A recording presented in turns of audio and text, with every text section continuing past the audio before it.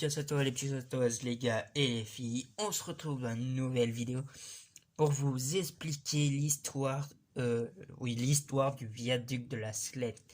Donc, bon visionnage. Boum. Je vais vous expliquer l'histoire du viaduc de la Selette, où je l'aime parce que c'est le seul viaduc le plus proche de Pionça. Donc, je vais vous expliquer son histoire. Attendez. Et excusez-moi si vous entendez du vent, parce qu'il y a du vent dehors. Donc voilà. Alors, l'impressionnant ouvrage du patrimoine ferroviaire, le viaduc de la Sublette, surprenant par la beauté de ses formes et son intégration dans le paysage. Haut de 21 mètres, long de 222 mètres, ses 8 arches harmonise pourtant depuis 1931, donc il y a presque un siècle. La ligne de chemin de fer qui reliait Gouttières à Montluçon est fermée depuis 1969, mais son patrimoine remarquable marque encore des paysages des Combrailles. Depuis le parking de l'église, compte 15 minutes à pied. En aller-retour pour accès à pied du viaduc. Une balade aller-retour sur l'ancienne ligne de chemin de fer est disponible pour emprunter le chemin qui le traverse. Suivre signalétique dans le bourg pour rejoindre le viaduc par le haut. Je ferai une vidéo ce week-end sur le viaduc. Donc voilà, il n'y a pas si grand chose. Si je vous montrerai le tunnel de Bouchot, et après le viaduc, tout ça, tous les paysages. Et il n'y a pas qu'un seul viaduc sur la route de Gouttières, de Montluçon, sur le chemin de fer de Montluçon-Gouttières. Il y en a 2, 3, 1, 2, ouais, 4, 5. Il y en a 4 à peu près.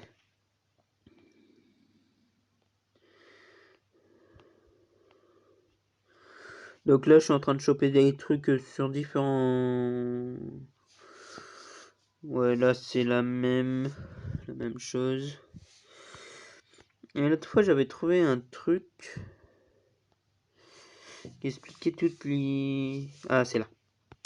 Donc, le viaduc est la ligne de chemin de fer. Posée sur la colline à l'arrière du bourg où se trouve le viaduc de la Selette, cet ouvrage à granit a été bâti par la mise en service de la voie Montluçon-Gouttières. Je vais vous mettre une image du viaduc vu du bourg. Donc voilà, c'est un petit viaduc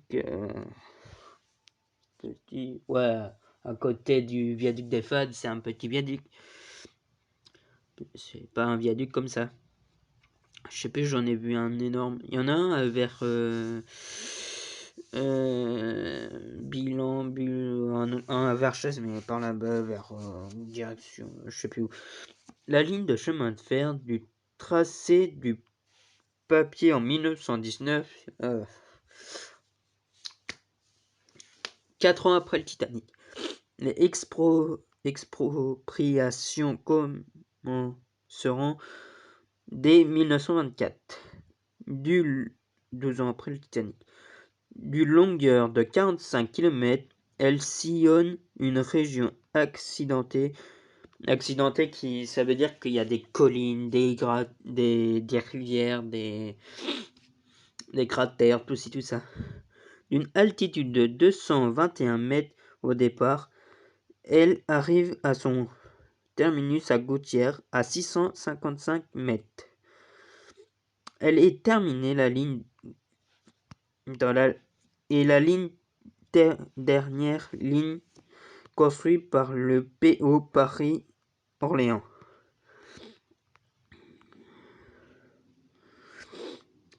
Les travaux de terrassement furent effectués entre 1921 et 1926. La construction entre 1929 et 1931, ces travaux furent confiés à l'entreprise de TP François Mercier, réalisés en maçonnerie et granit.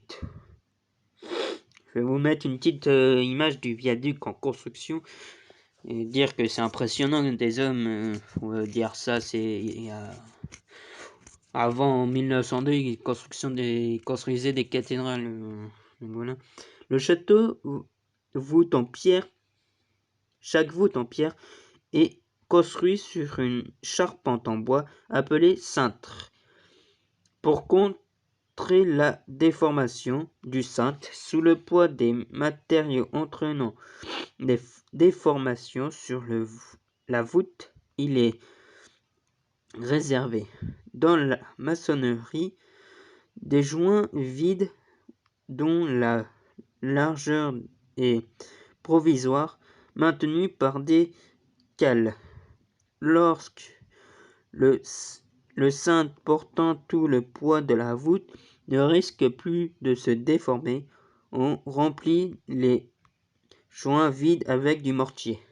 Donc c'est des petits cintres, je vous mets une petite photo des cintres.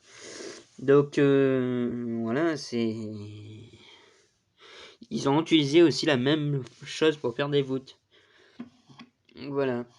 Mais après le mortier, c'est comme du béton, mais avant. Avant, ils appelaient ça du béton. Du mortier, maintenant, c'est du béton. Donc, la ligne composée d'une voie unique comprenant 5 viaducs. Le viaduc de Saint-Agathe, le viaduc de Pérassier, le viaduc du Mur et Arcas soutenant de Néry-les-Bains et le viaduc de la Slette, longueur de 22 mètres, de 122 mètres, haut de 21 mètres et 8 arches de 10 mètres d'ouverture. Donc entre chaque pilier, il y a 10 mètres. L'unique tunnel de la ligne est souterraine de Bouchot, L500, longueur de 585 mètres. Il situé à sur la commune de la Celette et de Gouttières.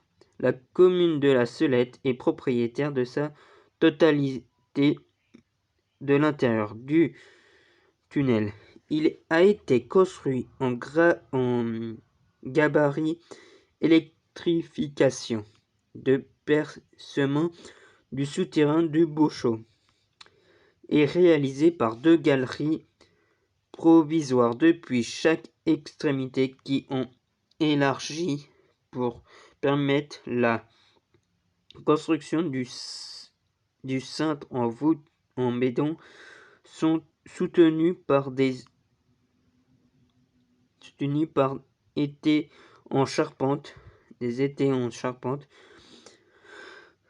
Après les travaux de déblayement intervient la maçonnerie des pieds droits de voûte. Côté Gouttières, où le souterrain est en pente de 22 pour 1000, des pompes sont installées pour évacuer l'infiltration d'eau. Les travaux de percement effectués ainsi jusqu'à la rencontre des 2 galeries, après quoi seront reliées les finitions comprenant l'élaboration du radier de la maçonnerie des 2 têtes souterraines, les déblais du souterrain et des tranchées sont utilisés pour l'édification de remblais qui a évité la construction de certains nombres de ponts et de viaducs. Donc, pas ce week-end. Si ce week-end là qui arrive, j'irai vous faire montrer le tunnel. Voilà.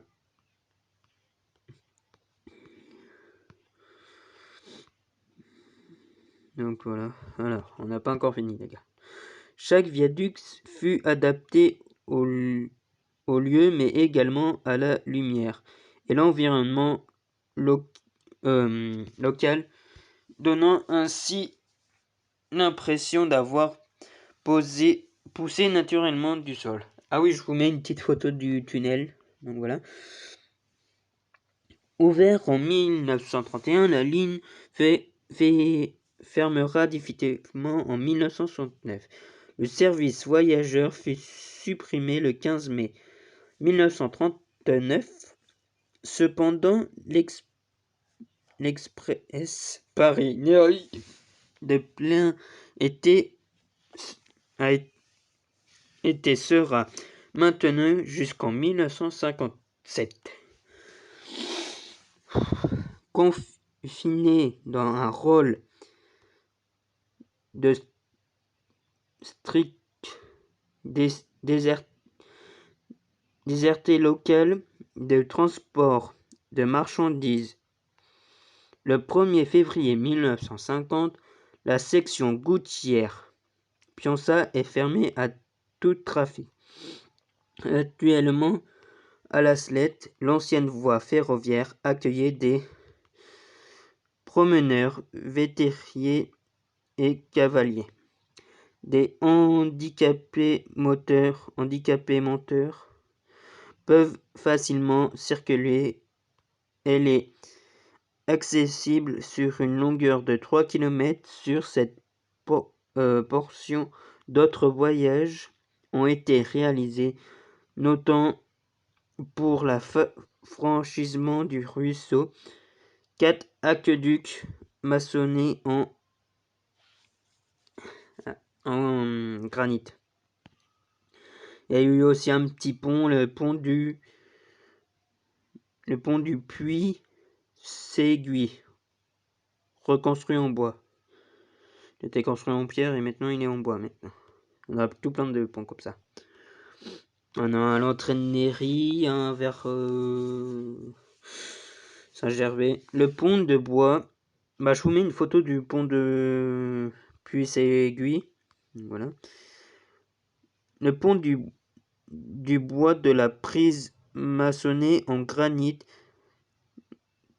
canalise le ruisseau. L'amour sur une longueur de 60 mètres, large de 2 mètres 50, hauteur de 1 mètre 80.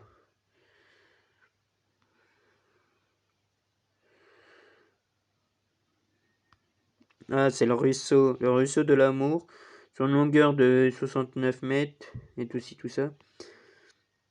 Le pont de la prise, je vous mets une image.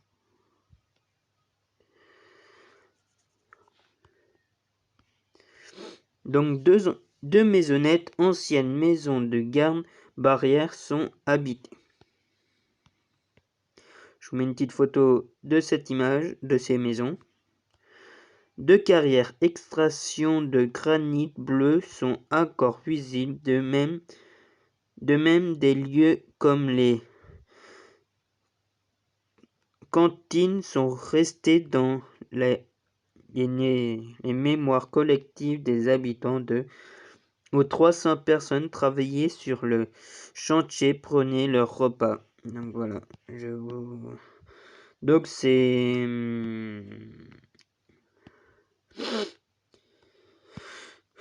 je ferai une vidéo, j'irai voir le viaduc, le tunnel, tout ci, tout ça. Donc voilà, c'est...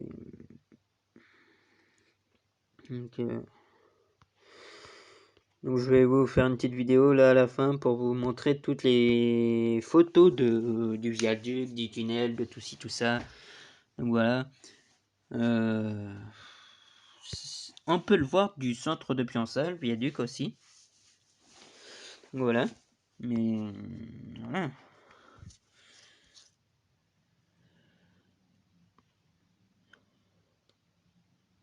Donc il y a longtemps, ils ont changé certaines pierres et tout du viaduc. Donc je vais vous laisser. Je vous laisse côté cheminée du Titanic, voir les 2 dernières vidéos. Et pour vous abonner, appuyez sur mon logo de ma chaîne.